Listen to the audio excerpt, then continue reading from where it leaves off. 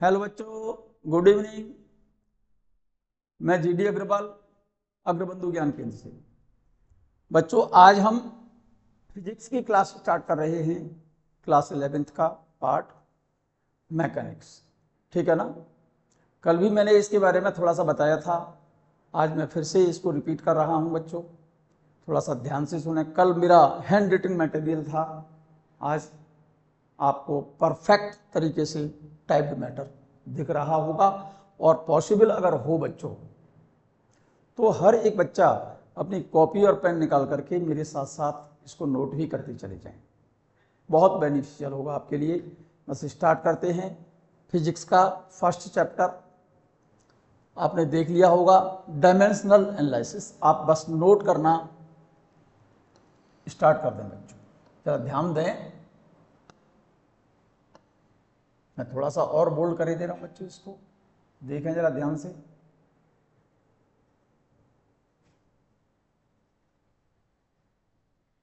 उम्मीद करता हूं सबको दिखाई दे रहा होगा बच्चों। मैं बात कर रहा हूं बच्चों फिजिक्स की।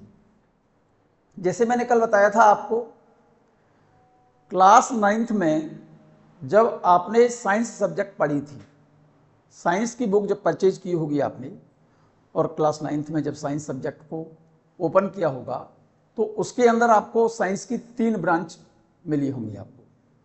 सबसे पहली ब्रांच फिजिक्स, उसके बाद आपने केमिस्ट्री देखा होगा उसमें, ठीक है ना, और उसके बाद आपने बायोलॉजी। ठीक है, तो मैं बात कर रहा हूं बच्चों फिजिक्स की। दूसरी ब्रांच है आपकी केमिस्ट्री। थर्ड ब्रांच आपने 9th में एक ही साइंस की बुक के अंदर बायोलॉजी पढ़ी। ठीक है ना। अब प्रश्न ये है कि साइंस के अंदर ये 3 ब्रांचें जो हैं, फिजिक्स, केमिस्ट्री और बायोलॉजी, ऐसा डिवीजन साइंस के अंदर जो क्लास 9th में आपने पढ़ा था कि पहले फिजिक्स को पढ़ा, फिर केमिस्ट्री को पढ़ा आपने, फिर उसके बाद बायोलॉजी को पढ़ा। ठीक है ना। ऐसा क्यों किया? ऐसा मैं इसलिए कह रहा हूं बच्चों, आप इन चीज़ों को ध्यान से सुने। और तीनों ब्रांचेज की स्पेशलिटी अलग अलग है, सेपरेट है। जैसे मैं बात कर रहा हूं केवल फिजिक्स, क्या बेटा, physics is the branch of science. मेरे साथ साथ नोट करें, अगर संभव हो तो नोट करते चले जाएं। Physics is the branch of science in which we study matter, energy and their interaction. मतलब फिजिक्स के अंदर साइंस की ऐसी ब्रांच जिसमें हम matter, energy and their interaction, मतलब कहने का मेरा यह है कि मैटर का एनर्जी से और एनर्जी का मैटर से, मैटर कहते हैं सब्सटेंस को, पदार्थ को, एक दूसरे में क्या रिलेशंस हैं। मैटर ऑब्जेक्ट को या सब्सटेंस को कहते हैं। Physics is the study of matter and energy and their interaction. मतलब फिजिक्स के अंदर मैटर, सब्सटेंस और एनर्जी का एक दूसरे से क्या रिलेशंस हैं। ठीक है ना। नोट करते जाएं। The name physics was given by Aristotle. Science की इस ब्रांच का नाम किस साइंटिस्ट ने दिया था बच्चों? Aristotle. By word physis, physis means होता है नेचर। क्या बेटा, physics is the branch of science in which we study matter, energy and their interaction. The name physics, science की इस ब्रांच का नाम जो फिजिक्स रखा गया है, अरिस्टोटल नामक साइंटिस्ट ने फ्यूजिज वर्ड से दिया है। किससे वर्ड से दिया है? फ्यूजिज। और फ्यूजिज का मतलब होता है नेचर। नेचर का मतलब प्रकृति। So in it we study the laws of nature. इसी वजह से हम इस ब्रांच के अंदर लॉज ऑफ नेचर का मतलब जो प्रकृति के नियम हैं उनको पढ़ते हैं हम। जो भगवान ने बनाए हैं उन नियमों को पढ़ते हैं हम। फॉर एग्जाम्पल, जैसे एज कंजर्वेशन ऑफ चार्ज। ये किसी साइंटिस्ट की थ्योरी नहीं है बच्चे। चार्ज हमेशा कंजर्व रहता है। चार्ज को ना तो प्रोड्यूस किया जा सकता है, ना ही चार्ज को डिस्ट्रॉय किया जा सकता है। ये नेचुरल फिनोमेना है, नेचुरल लॉ है। सेकंड एग्जांपल देके समझें, conservation of energy. Energy can be neither produce, energy can be neither produce nor destroyed. Energy is always remain conserve. Conservation of law ये नेचुरल फिनोमेना है। And conservation of momentum etcetera and the natural phenomenon of the universe. फिर से समझिएगा आप इस बात को। Physics science की ब्रांच है जिसमें हम मैटर, सब्सटेंस को और एनर्जी और सब्सटेंस में क्या रिलेशंस हैं। Physics is the branch of science in which we study matter, energy and their interaction. The name physics was given by Aristotle. By word physics means nature. So in it we study laws of nature as conservation of charge, conservation of energy, conservation of momenta, etc. and the natural phenomena of the universe. So this branch of science is also called natural science. The important part of physics is measurement given by Lord Kelvin. अब फिर से सुनिए इस बात को ध्यान से। Physics science की ऐसी ब्रांच है जिसमें हम सब्सटेंस को पढ़ेंगे, मैटर को पढ़ेंगे। सब्सटेंस का मतलब मैटर एंड एनर्जी। एनर्जी और मैटर का एक दूसरे से क्या रिलेशन है, ये हम इस ब्रांच के अंदर हम पढ़ेंगे आपको, ठीक है ना। मैटर कहते हैं सब्सटेंस को। तो साइंस की ऐसी ब्रांच जिसमें मैटर मीन्स पदार्थ, ऑब्जेक्ट, सब्सटेंस को पढ़ेंगे हम, और उस सब्सटेंस की any other physical quantities and relation of other physical quantities. क्या साइंस की ऐसी ब्रांच जिसमें हम सब्सटेंस को पढ़ें, सब्सटेंस और एनर्जी एक दूसरे से क्या रिलेशंस रखते हैं ये, ठीक है ना, और उस ऑब्जेक्ट की अदर फिजिकल क्वांटिटीज को जिस ब्रांच में स्टडी किया जाता है, उस ब्रांच का नाम अरिस्टोटल नामक साइंटिस्ट ने ह्यूजेस वर्ड से फिजिक्स दिया। फिर से मेरी बात को विशेष ध्यान से सुनिएगा। एक्चुअल में साइंस की ऐसी ब्रांच जिसमें सब्सटेंस, मैटर, उसकी अदर फिजिकल क्वांटिटीज और उन फिजिकल क्वांटिटीज के एक दूसरे से जिसमें रिलेशंस को हम स्टडी करते हैं, उस ब्रांच का नाम अरिस्टोटल नामक साइंटिस्ट ने ह्यूजेस वर्ड से फिजिक्स दिया। अब प्रश्न ये आता है कि उस सब्सटेंस, उस ऑब्जेक्ट की जो फिजिकल क्वांटिटी है उनको हम स्टडी कैसे करें। स्टडी करने का तरीका क्या है, हमको उस ऑब्जेक्ट की कौन सी फिजिकल क्वांटिटी स्टडी करनी है और उनको स्टडी हम कैसे करें। क्या हम किसी ऑब्जेक्ट की किसी फिजिकल क्वांटिटी को उसके कलर से देख करके पहचान सकते हैं? नहीं बता सकते। क्या हम उसकी स्मेल से हम ये कहें कि किसी ऑब्जेक्ट में वेलोसिटी है? क्या वेलोसिटी कोई ऑब्जेक्ट है? एक्चुअल में वेलोसिटी उस मैटर की है, क्योंकि जब कोई मैटर, कोई ऑब्जेक्ट मोशन में है तब हम कहेंगे मोशन में है तो इसके अंदर वेलोसिटी हो सकती है। इस पर फोर्स अप्लाई करने की वजह से, जिसकी पोजीशन बदलने के कारण इसकी स्पीड हो सकती है, इसमें मोमेंटा हो सकता है, इसमें एनर्जी हो सकती है। तो अब बात यह है कि उस मैटर की उन फिजिकल क्वांटिटीज को हम स्टडी कैसे करें। जैसे हमने कहा ये मैटर है, ये कोई ऑब्जेक्ट है, ठीक है ना। हमको इस ऑब्जेक्ट की लेंथ पढ़नी है। लेंथ क्या है? कोई ऑब्जेक्ट है क्या? एक्चुअल में लेंथ फिजिकल क्वांटिटी है उस ऑब्जेक्ट की। तो अब हमको उस ऑब्जेक्ट की उस फिजिकल क्वांटिटी, जैसे लेंथ है, एरिया है, वॉल्यूम है, उसकी डेंसिटी है, उसका मास है, इनको हम स्टडी करेंगे कैसे? क्या हम उसको उनके कलर से या उनकी स्मेल से या उसके टेस्ट से हम स्टडी कर सकते हैं? नहीं कर सकते। हमको एक्चुअल में उस ऑब्जेक्ट की उन फिजिकल क्वांटिटीज का क्या करना पड़ेगा? Measurement. So the important part of physics is a measurement. भाई फिजिक्स में क्या करना है हमको? मेजरमेंट। किसका करना है? ऑब्जेक्ट का। ऑब्जेक्ट का मेजरमेंट नहीं होता। एक्चुअल में उस ऑब्जेक्ट की फिजिकल क्वांटिटीज का मेजरमेंट करेंगे। जैसे कोई ऑब्जेक्ट मोशन कर रहा है, उसकी स्पीड पता करनी है मुझे, तो स्पीड का मेजरमेंट करेंगे ना, क्योंकि स्पीड कोई ऑब्जेक्ट नहीं है। एक्चुअल में स्पीड उस ऑब्जेक्ट की फिजिकल क्वांटिटी है, ठीक है ना। तो लॉर्ड केल्विन नामक साइंटिस्ट ने कहा कि फिजिक्स के अंदर किसी भी ऑब्जेक्ट की फिजिकल क्वांटिटीज का मेजरमेंट करना बहुत इंपॉर्टेंट पार्ट है, given by Lord kelvin. The measurement in physics is comparison process. क्या कहा? क्या बेटा, जब प्रश्न ये आया, लॉर्ड केल्विन नामक साइंटिस्ट ने ये कहा कि फिजिक्स के अंदर हम क्या पढ़ते हैं? मैटर, एनर्जी और उनके एक दूसरे के रिलेशनशिप, और उस मैटर की अदर फिजिकल क्वांटिटीज को पढ़ेंगे हम। अब उस अदर फिजिकल क्वांटिटीज को पढ़ेंगे कैसे उस ऑब्जेक्ट की? जैसे मान लो मुझे स्पीड पढ़नी है। तो स्पीड कोई ऑब्जेक्ट नहीं है, स्पीड एक्चुअल में उस ऑब्जेक्ट की फिजिकल क्वांटिटी है। किसी ऑब्जेक्ट पर हमने फोर्स अप्लाई किया, फोर्स को पढ़ना है तो फोर्स कोई दिखाई थोड़ी देता है। क्या फोर्स को हम किसी टेस्ट से थोड़ी पहचान सकते हैं, या उसको उसकी स्मेल से नहीं पहचान सकते। एक्चुअल में फोर्स उस ऑब्जेक्ट पर लगाया गया एफर्ट है जिसकी वजह से उस ऑब्जेक्ट की पोजीशन चेंज हुई है। तो एक तरह से फोर्स क्या हो गया, उस ऑब्जेक्ट की फिजिकल क्वांटिटी। तो फोर्स को पढ़ने के लिए उसका फोर्स का क्या करना पड़ेगा, हमको मेजरमेंट करना पड़ेगा। जैसे वेट मेजर करते हो आप अपना किसी मशीन से, तो जो भी इंस्ट्रूमेंट से, जिस इंस्ट्रूमेंट से आपने वेट मेजर किया है, वेट तोला है, नापा है आपने, वो क्या है, उसका मेजरमेंट है। सेम इसी तरह से फिजिक्स के अंदर किसी भी ऑब्जेक्ट की अदर फिजिकल क्वांटिटी, कोई सी भी फिजिकल क्वांटिटी है, उसको हम स्टडी करने के लिए सबसे इंपॉर्टेंट बात है उन फिजिकल क्वांटिटीज का क्या करना, मेजरमेंट करना।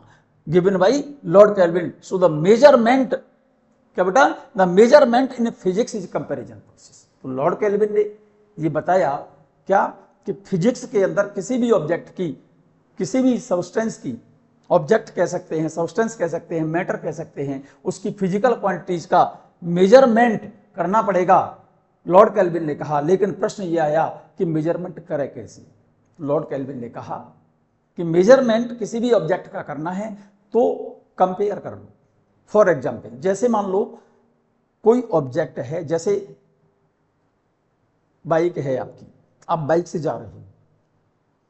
अब हम ये कहें कि इस बाइक की इसकी स्पीड ज्यादा है, तो ये बात, ये मेजरमेंट तो गलत है। भाई स्पीड उसकी किससे ज्यादा है। जैसे दो बाइक सवार एक साथ जा रहे हैं, एक बाइक सवार आगे जा रहा है, एक उसके जस्ट पैरेलल में थोड़ा सा पीछे जा रहा है, तो हम क्या कहेंगे कि पहले वाले बाइक की सेकंड बाइक से स्पीड ज्यादा है। ये बात तो समझ में आ रही है। लेकिन सिंगल कोई व्यक्ति अगर जा रहा है, हम ये कहें आपसे, या सिंगल कोई ऑब्जेक्ट जा रहा है, हम ये कहें कि इस ऑब्जेक्ट की स्पीड ज्यादा है, ये बात बिल्कुल गलत है, क्योंकि एब्सोल्यूट प्रोसेस हो गया।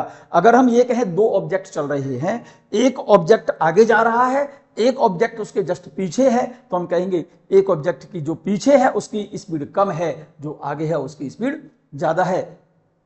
ठीक है ना। इस तरह से हम किसी भी ऑब्जेक्ट की फिजिकल क्वांटिटीज का मेजरमेंट अगर करेंगे तो उसका क्या करना पड़ेगा, मेजरमेंट करने के लिए उसका कंपेयर करना पड़ेगा। एक्चुअल में measurement in physics is comparison process, not absolute. ये बात क्लियर है। अब हम बात कर रहे हैं बच्चों, जैसे मैंने कहा फिजिक्स साइंस की ब्रांच है जिसके अंदर मैटर, एनर्जी और उसके रिलेशंस को जिसमें हम पढ़ते हैं और उस ऑब्जेक्ट की अदर फिजिकल क्वांटिटीज को पढ़ते हैं। उस ब्रांच का नाम अरिस्टोटल नामक साइंटिस्ट ने फ्यूजिज वर्ड से फिजिक्स दिया। ठीक है।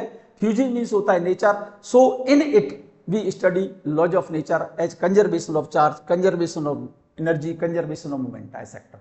The important part of physics is measurement. Measurement is given by Lord Kelvin. Measurement is comparison process. Measurement in physics is comparison process, not absolute. ठीक है। अब इस फिजिक्स की ये बात तो समझ आ गई हमको कि साइंस की ऐसी ब्रांच जिसमें मैटर, एनर्जी और उसके फिजिकल क्वांटिटीज को जिसमें पढ़ रहे हैं, उन फिजिकल क्वांटिटीज का मेजरमेंट कर रहे हैं, उस ब्रांच का नाम अरिस्टोटल नामक साइंटिस्ट ने क्या दे दिया, फिजिक्स दिया। कौन से वर्ड से, फ्यूजिज वर्ड से। फ्यूजिज का मतलब होता है नेचर, प्रकृति। इसी वजह से हम इस ब्रांच के अंदर प्रकृति के नियमों को पढ़ते हैं। ठीक है ना। अब इस ब्रांच की, साइंस की जो ब्रांच फिजिक्स है, इस फिजिक्स की सबसे ओल्डेस्ट ब्रांच, सबसे पुरानी वाली ब्रांच है बच्चों। The oldest branch of physics is mechanics. ठीक है ना। And mechanics are divided into 4 parts. फिजिक्स की सबसे पुराने वाली ब्रांच मैकेनिक्स है। मैकेनिक्स को बच्चों 4 भागों में डिवाइड किया है।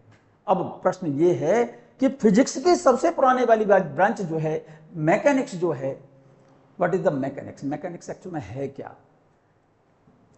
फिजिक्स की ऐसी ब्रांच जिसमें किसी ऑब्जेक्ट की फिजिकल क्वांटिटीज को हम स्टडी करते हैं, उनकी एक्टिविटीज को स्टडी करते हैं, उस ब्रांच को हम मैकेनिक्स में डाला है हमने उसको। मतलब जिन ऑब्जेक्ट्स को हम देख पा रहे हैं, इनको ऑब्जर्व कर पा रहे हैं फिजिकली, उन ऑब्जेक्ट्स की जो फिजिकल क्वांटिटीज हैं जिस ब्रांच में स्टडी किया जाएगा उस ब्रांच को क्या बेटा मैकेनिक्स बोला जाता है। So the mechanics is the oldest branch of physics. Mechanics are divided into 4 parts. पहली ब्रांच कौन सी है बच्चों? सबसे first branch a branch of mechanics, a branch of mechanics in which we study motion of object. Note करते जाइए, as linear motion, circular motion and projectile motion. A branch of mechanics in which we study motion of object, that is linear motion, circular motion, projectile motion, without studying the cause of motion। क्या? Mechanics की ऐसी branch जिसमें किसी object की motion को study करें लेकिन motion के कॉज जैसे फोर्स होता है मोशन का कारण। A branch of mechanics in which we study motion of object without cause as rectilinear motion. Rectilinear को लीनियर मोशन भी कहा जाता है बच्चों। दूसरी मोशन कौन सी लिखी है? Circular motion, projectile motion without studying the cause of motion at that is force. हमको मोशन तो पढ़नी है लेकिन मोशन का कारण क्या है, मोशन का रीजन होता है बच्चों फोर्स। फोर्स नहीं पढ़ना, केवल मोशन पढ़नी है। इज कॉल्ड गैलीलियन मैकेनिक्स और काइनेमेटिक्स। फिजिक्स की वह ब्रांच, मैकेनिक्स की वह ब्रांच, मैकेनिक्स की वह ब्रांच जिसमें किसी ऑब्जेक्ट की मोशन को स्टडी किया जाए लेकिन मोशन के रीजन को स्टडी ना किया जाए। किसी भी ऑब्जेक्ट की मोशन का रीजन फोर्स होता है लेकिन हमें मोशन पढ़नी है, उसका रीजन नहीं पढ़ना, फोर्स नहीं पढ़ना। इसी वजह से तुमने देखा होगा 9th क्लास के अंदर फिजिक्स के अंदर जब सबसे पहला चैप्टर पढ़ा था आपने मोशन, तो मोशन चैप्टर था उसमें 9th में क्या बेटा, सबसे इसी वजह से पहला चैप्टर पढ़ा था मोशन। सेकंड नंबर पर पढ़ा था आपने motion of object with cause, और किसी भी बॉडी की मोशन का कॉज होता है फोर्स। इसी वजह से सेकंड नंबर पर पढ़ा था आपने फोर्स। ठीक है ना। द गैलीलियन मैकेनिक्स और न्यूटोनियन मैकेनिक्स, जिस ब्रांच में ऑब्जेक्ट की मोशन को भी स्टडी करें और मोशन के साथ साथ उसके रीजन को भी स्टडी करें, उस ब्रांच को, दोनों ब्रांचों को मिलाकर के जो मैकेनिक्स बनाई जाती है, मैकेनिक्स बोलते हैं जिसको, उसको बोला जाता है क्लासिकल मैकेनिक्स। तो इसी वजह से एक चैप्टर पढ़ा था आपने वर्क, पावर, एनर्जी। तो सबसे पहला चैप्टर तो पढ़ा था मोशन, सेकंड चैप्टर पढ़ा था मोशन जिसमें पढ़ा आपने ऑब्जेक्ट की मोशन पढ़नी है लेकिन मोशन का रीजन नहीं पढ़ना। मोशन का रीजन, किसी भी ऑब्जेक्ट की मोशन का रीजन फोर्स होता है लेकिन हमको केवल मोशन पढ़नी है। उस ब्रांच को गैलीलियो नामक साइंटिस्ट ने अपने नाम से ही गैलीलियन मैकेनिक्स बोला, या उसको और क्या बोलते हैं बच्चों, काइनेमेटिक्स। ठीक है। मोशन में कौन कौन सी मोशन पढ़नी है हमको? Linear motion, straight line motion भी बोलते हैं इसको, या रेक्टिलिनियर मोशन भी बोलते हैं। दूसरी मोशन पढ़नी है आपको सर्कुलर मोशन। तीसरी मोशन पढ़नी है प्रोजेक्टाइल मोशन। हम इन मोशन को स्टडी तो करेंगे लेकिन मोशन का रीजन क्या है वो स्टडी जिसमें न करें, उस ब्रांच का नाम किसने, गैलीलियो नामक साइंटिस्ट ने गैलीलियन मैकेनिक्स कहा या काइनेमेटिक्स कहा। ही studied motion with the help of, 9th class में सब ध्यान दिया हो आपने, मोशन जब चैप्टर पढ़ा था तो सबसे पहला पॉइंट पढ़ा था आपने डिस्टेंस, दूसरा पॉइंट पढ़ा था डिस्प्लेसमेंट, फिर पढ़ा था आपने स्पीड, फिर उसके बाद पढ़ी थी वेलोसिटी, उसके बाद एक्सेलरेशन, उसके बाद ध्यान हो तो इनर्शिया, इनर्शिया मास को बोला जाता है बच्चों। ठीक है ना। फिर एक पॉइंट और पढ़ा होगा फ्रिक्शन। ठीक है, फिर से सुनिएगा जरा ध्यान से। A branch of mechanics in which we study motion of object, that is linear motion, circular motion, projectile motion, without studying the cause of motion, that is force। मतलब मोशन तो पढ़ेंगे हम, कौन कौन सी मोशन, लीनियर मोशन पढ़ें, circular motion पढ़ें, projectile motion पढ़ें, लेकिन उसका रीजन ना पढ़ें। ठीक है ना। उसका कारण क्या है, किसी भी ऑब्जेक्ट की मोशन का कारण फोर्स होता है, फोर्स नहीं पढ़ना, केवल मोशन पढ़नी है। उस ब्रांच का नाम क्या बोला, गैलीलियो नामक साइंटिस्ट ने गैलीलियन मैकेनिक्स कहा या उसको काइनेमेटिक्स कहा। ठीक है ना। गैलीलियो नामक साइंटिस्ट ने ही स्टडीड, ही किसके लिए लिखा है, गैलीलियो साइंटिस्ट के लिए लिखा है। He studied motion with the help of distance. इसी वजह से 9th में पहला पॉइंट पढ़ा था डिस्टेंस, दूसरा पॉइंट पढ़ा था डिस्प्लेसमेंट, थर्ड पर नंबर पर पढ़ा था आपने स्पीड, फोर्थ नंबर पर पढ़ा था वेलोसिटी, फिर अगला पॉइंट पढ़ा था एक्सेलरेशन, फ्रिक्शन एंड इनर्शिया। इसके लिए गैलीलियो नामक साइंटिस्ट ने Galilean equation, 3 equation of motion दी। ही गेव 3 लॉज, जिनको इक्वेशन ऑफ मोशन के नाम से हम जानते हैं, पहचानते हैं, शायद सुना हो आपने। फर्स्ट इक्वेशन क्या है बच्चों? v बराबर u plus a t, note करते जाइए। Second equation s equal to ut plus half a t square. Third equation v square equal to u square plus 2as। Clear है? ठीक है बच्चों, मैंने कहा the oldest branch of physics is mechanics. Mechanics are divided into 4 parts. सबसे पहला part बता रहा हूं, a branch of mechanics in which we study motion of object without cause that is force, as linear motion, circular motion, projectile motion, ठीक है ना, called kinematics और Galilean mechanics. He studied with the help of distance, displacement, speed, velocity, acceleration, inertia and friction. For it he gave 3 equation of motion. आपने लिख ली होंगी, note कर ली होंगी बच्चों, ये 9th में पढ़ा था आपने। First equation, equation of motion, v equal to u plus a t. Second equation, s equal to ut plus half a t square. Third equation, v square बराबर u square plus 2as। Clear है? अब मैं बात कर रहा हूं mechanics की second branch की। एक और इंपॉर्टेंट पॉइंट बच्चों, मैकेनिक्स की 4 ब्रांच बताई आपने। क्या बेटा? 4 ब्रांच बताई आपने। ये ऐसा object, a branch of mechanics in which we study motion of object without cause, मतलब फोर्स नहीं पढ़ना है हमको, मोशन पढ़नी है केवल ऑब्जेक्ट की। शर्त यह है size of object is greater than 10 की power -6 metre and during motion speed of object is very less than speed of light. यहां पर c स्पीड ऑफ लाइट है बच्चों। क्लियर है? मतलब मैकेनिक्स की सबसे पहली वाली ब्रांच, फिजिक्स की सबसे पहले वाली ब्रांच, फिजिक्स की सबसे पहले वाली ब्रांच है मैकेनिक्स। मैकेनिक्स को 4 भागों में बांटा है। सबसे पहला पार्ट, जिस पार्ट में किसी ऑब्जेक्ट की मोशन को पढ़ें लेकिन उसका कारण ना पढ़ें, लेकिन शर्त यह है कि उस ऑब्जेक्ट का जो साइज होना चाहिए 10 की पावर -6 मीटर से बड़ा हो और ड्यूरिंग मोशन उस ऑब्जेक्ट की स्पीड लाइट की स्पीड से बहुत कम हो। मतलब वो ऑब्जेक्ट जो है उसका साइज 10 की पावर -6 मीटर का मतलब है कि उस ऑब्जेक्ट का साइज, क्या बेटा, वो ऑब्जेक्ट ना तो एटम है ना मॉलिक्यूल है, कंपोजिशन ऑफ मॉलिक्यूल, मतलब कई मॉलिक्यूलों से मिलकर के वो ऑब्जेक्ट बना होना चाहिए। मतलब उस ऑब्जेक्ट का साइज 10 की पावर -6 मीटर से ज्यादा होना चाहिए और चलते समय उसकी स्पीड लाइट की स्पीड से बहुत कम होनी चाहिए। मतलब गैलीलियन मैकेनिक्स को या काइनेमेटिक्स को या ऐसे कहें इक्वेशन ऑफ मोशंस को हम एटम्स, इलेक्ट्रॉन, प्रोटॉन, न्यूट्रॉन के लिए यूज नहीं कर सकते। ठीक है ना?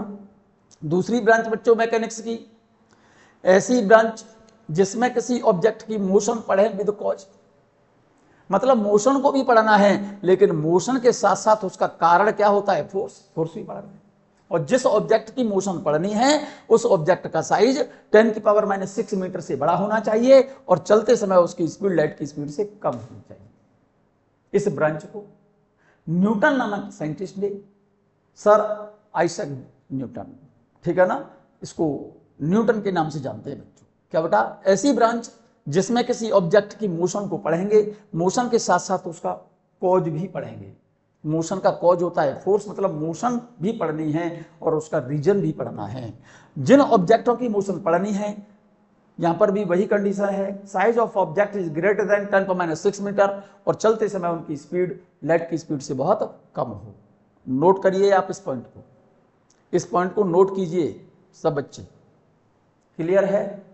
चले आगे बच्चों, नोट करें आप इसको, मैंने नंबर नोट कर दिया है। ये branch of mechanics in which we study motion of object with cause of motion.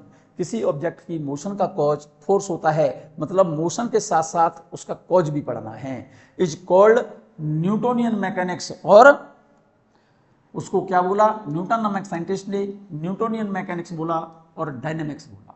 He studied motion with the help of force, movement of inertia, impulse, work, energy, power etcetera.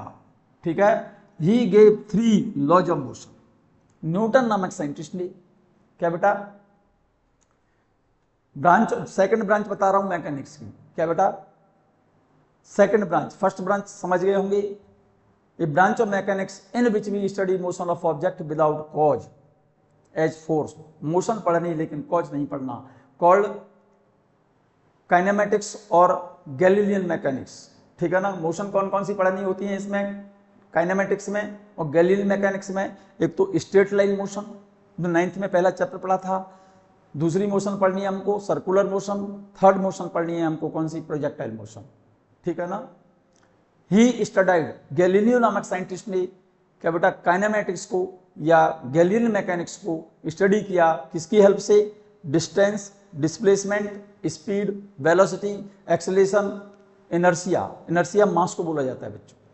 ठीक है ना? जिसका inertia ज्यादा है उसका मास ज्यादा होगा, जिसका इनर्शिया कम है उसका मास कम होगा। फ्रिक्शन। क्लियर है? लेकिन जिन ऑब्जेक्टों की मोशन पढ़नी है उन ऑब्जेक्ट्स का साइज 10⁻⁶ मीटर से बड़ा हो और उनकी चलते समय स्पीड लाइट की स्पीड से बहुत कम हो। सेकंड ब्रांच मैकेनिक्स की है। A branch of mechanics, a branch of mechanics in which we study motion of object with cause. ठीक है ना? जैसे किसी ऑब्जेक्ट की मोशन का कॉज क्या है? फोर्स। और इस ब्रांच को क्या बेटा न्यूटन नामक साइंटिस्ट ने अपने नाम पर ही न्यूटोनियन मैकेनिक्स कहा और इसको डायनेमिक्स कहा। ठीक है?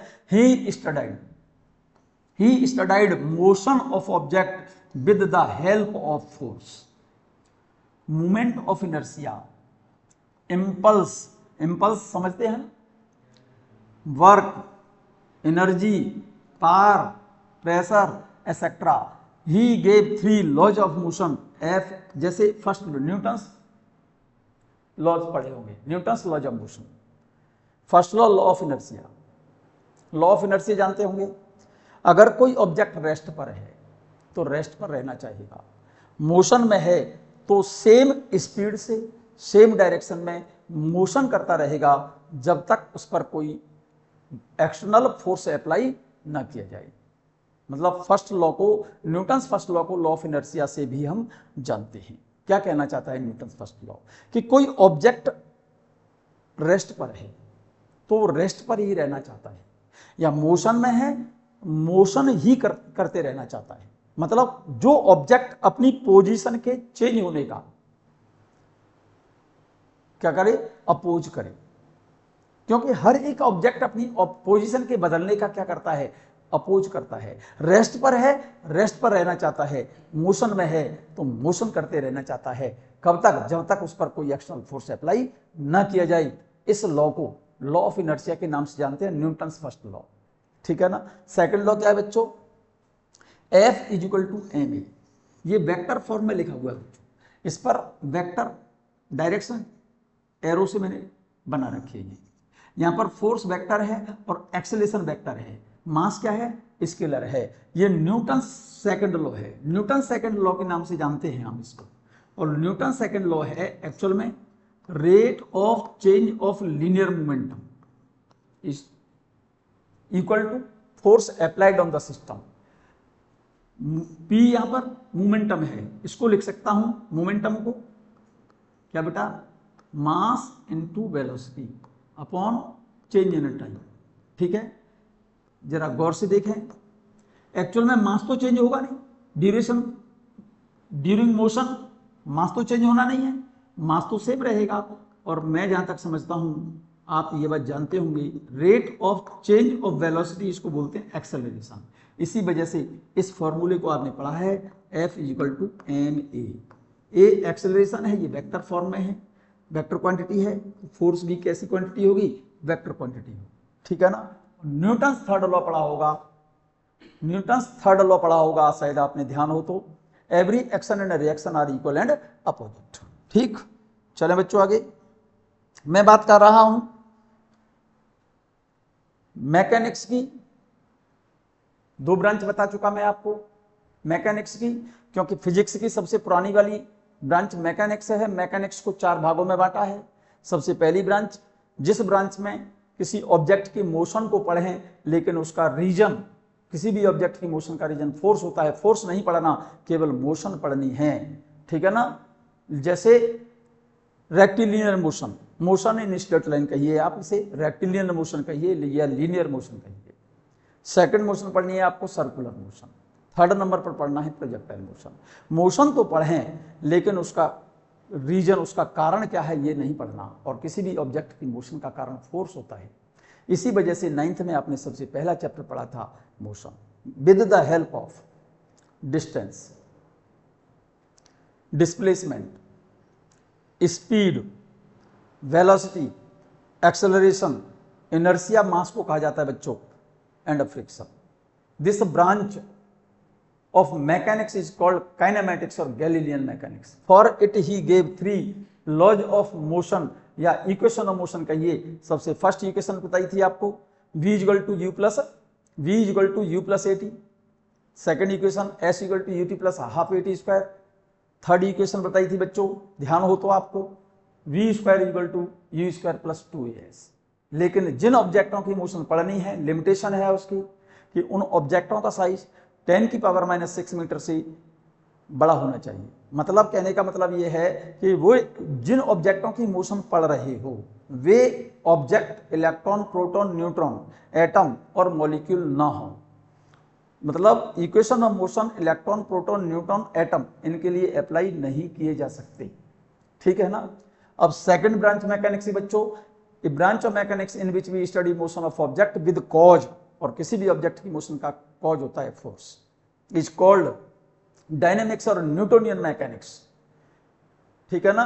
न्यूटोनियन मैकेनिक्स कहा जाता है उसको, न्यूटन नामक साइंटिस्ट ने दी थी, ठीक है ना। या डायनेमिक्स कहिए आप उसे या न्यूटोनियन मैकेनिक्स कहिए। ही studied with the help of force, momentum, moment of inertia, impulse, work, power, energy, pressure, etc. For it he gave 3 laws of motion. First law, law of inertia. पहला नियम पढ़ा था law of inertia. Second law पढ़ा rate of change of linear momentum is equal to applied force on the system. Second law vector form में F equal to ma। Third law पढ़ा था every action and reaction are equal and opposite. अब मैं बात कर रहा हूं बच्चों जिसमें हम a branch of mechanics in which we study motion of object with cause is called dynamics or Newtonian mechanics. Newtonian mechanics, ठीक है ना। इसके लिए न्यूटन नामक साइंटिस्ट ने motion of laws of motion दिए थे आपके लिए। नंबर पहला law of inertia, second F equal to ma, third law दिया था every action and reaction are equal and opposite. Clear है बात। अब मैं बात कर रहा हूं Newtonian mechanics and Galilean mechanics. The Galilean mechanics and Newtonian mechanics are collectively called classical mechanics. It is valid only when the speed of object is very low. क्या कहा बेटा, गैलीलियन मैकेनिक्स को और न्यूटोनियन मैकेनिक्स को दोनों को मिलाकर के जिस ब्रांच में पढ़ा जा रहा है मैकेनिक्स की, उस ब्रांच को क्लासिकल मैकेनिक्स कहा जाता है। और क्लासिकल मैकेनिक्स केवल उन्हीं ऑब्जेक्टों के लिए वैलिड होगी जिनका साइज 10⁻⁶ मीटर से बड़ा होना चाहिए और उनकी चलते समय उनकी स्पीड लाइट की स्पीड से बहुत कम होना चाहिए, ठीक है। ये बात मैंने लिख दी है, आप नोट कर लें इसको। The Galilean and Newtonian mechanics are collectively called classical mechanics. Clear है ये बात, ध्यान दो। Galilean and Newtonian mechanics are collectively called classical mechanics. और क्लासिकल मैकेनिक्स मेरे बच्चे तभी वैलिड होगी जब चलते समय उनकी स्पीड लाइट की स्पीड से बहुत कम हो और उनका साइज 10⁻⁶ मीटर से बड़ा होना चाहिए। क्लियर, नोट कर लिया सबने? फिर से देख लो, फिर से नोट कर लो। गैलीलियन मैकेनिक्स को और न्यूटोनियन मैकेनिक्स को मिलाकर के जिस ब्रांच में पढ़ा जाता है उस ब्रांच को क्या कहा जाता है? क्लासिकल मैकेनिक्स कहा जाता है। क्लासिकल मैकेनिक्स बच्चे तभी लागू होगी, it is valid only when. इसका मतलब समझ में आ रहा है ना? मतलब क्लासिकल मैकेनिक्स का मतलब न्यूटोनियन मैकेनिक्स, न्यूटन के फॉर्मूले और गैलीलियो की इक्वेशन ऑफ मोशन जहां पर अप्लाई कर रहे हैं, जिन ऑब्जेक्ट्स के लिए अप्लाई करोगे आप, उन ऑब्जेक्ट की चलते समय उनकी स्पीड लाइट की स्पीड से बहुत कम होनी चाहिए और उनका साइज 10⁻⁻⁶ मीटर से बड़ा होना चाहिए। ये बात क्लियर है? चल सकता हूं बच्चों? आपको 2 पॉइंट बताई मैंने आपको, फिर से समझ लो। फिजिक्स की सबसे पुरानी वाली ब्रांच मैकेनिक्स है। Mechanics are divided into 4 parts. A branch of mechanics पहली वाली, a branch of mechanics in which we study motion of object without cause is called kinematics और गैलीलियन मैकेनिक्स। कौन कौन सी मोशन पढ़नी है इसमें? रेक्टिलिनियर मोशन कहिए, या स्ट्रेट लाइन मोशन कहो, या लीनियर मोशन कहो। दूसरी मोशन कौन सी है? Circular motion. थर्ड पढ़नी है आपको प्रोजेक्टाइल मोशन, ठीक है ना। इस मैकेनिक्स को गैलीलियो नामक साइंटिस्ट ने अपने ही नाम से गैलीलियन मैकेनिक्स बोला, या एक और बोलते हैं हम इसको काइनेमेटिक्स, ठीक है ना। He studied with the help of distance, displacement, speed, velocity, acceleration, inertia and friction, ठीक। For it he gave 3 equation of motion. 3 equation of motion पढ़ी होंगी आपने तीनों, गति के नियमों से जानते हैं हम उनको। पहली इक्वेशन थी बच्चों v equal to u plus at। Second equation है s equal to ut plus half at square. Third equation है v square equal to u square plus 2as। Clear है? लेकिन जिन ऑब्जेक्टों की मोशन विदाउट कॉज पढ़नी है, ये शर्त है कि उस ऑब्जेक्ट का साइज 10⁻⁻⁶ मीटर से बड़ा हो और चलते समय उनकी स्पीड लाइट की स्पीड से बहुत कम हो। दूसरी मैकेनिक्स कौन सी है? ध्यान दें मेरी बात पर। A mechanics, a branch of mechanics in which, ध्यान दीजिए मेरी बात पर बच्चों, a branch of mechanics in which we study motion of object with cause of motion that is force is called Newtonian mechanics और dynamics. He studied motion with the help of force. Motion with the help of force, movement of inertia, impulse, work, energy, power and pressure etc. He gave 3 laws of motion. इसके लिए इन्होंने 3 नियम दिए। पहला नियम पता होगा आपको, लॉ ऑफ इनर्शिया। हर एक ऑब्जेक्ट, कोई ऑब्जेक्ट अगर रेस्ट पर है तो रेस्ट पर रहना चाहता है, अगर वो मोशन में है तो मोशन करते रहना चाहता है, ठीक है ना। क्लियर है? ठीक है बच्चों।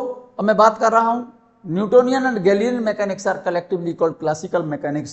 It is valid only when the speed of object is very low, that is speed of object is very less than speed of light, and the size of object or particle is not very small. मतलब particle का size 10⁻⁻⁶ metre से बड़ा होना चाहिए। अब मैं बात कर रहा हूं बच्चों थर्ड मैकेनिक्स। क्लियर है? थर्ड मैकेनिक्स, तीसरी वाली मैकेनिक्स कौन सी है? अगर वो ऑब्जेक्ट का साइज मेरे बच्चे 10⁻⁻⁶ मीटर से छोटा हो, जैसे ऑब्जेक्ट लाइक प्रोटॉन हो, इलेक्ट्रॉन हो, न्यूट्रॉन हो एक्सेट्रा, और उनका साइज 10⁻⁻⁶ मीटर से बड़ा न होकर साइज उनका 10⁻⁻⁶ मीटर से छोटा हो, ये लेस देन का साइन लगा दो, लेस देन का साइन लगा दो बच्चे इसको। If size of object is less than 10⁻⁶ metre, बोलो, and speed is very less than speed of light, मैंने लिख दिया है।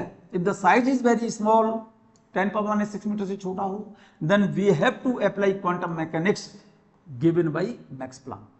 मतलब जब ऑब्जेक्ट जो है इलेक्ट्रॉन, प्रोटॉन, न्यूट्रॉन हो, मतलब उनका साइज 10⁻⁻⁶ मीटर से छोटा हो, या कोई एटम हो, ठीक है ना।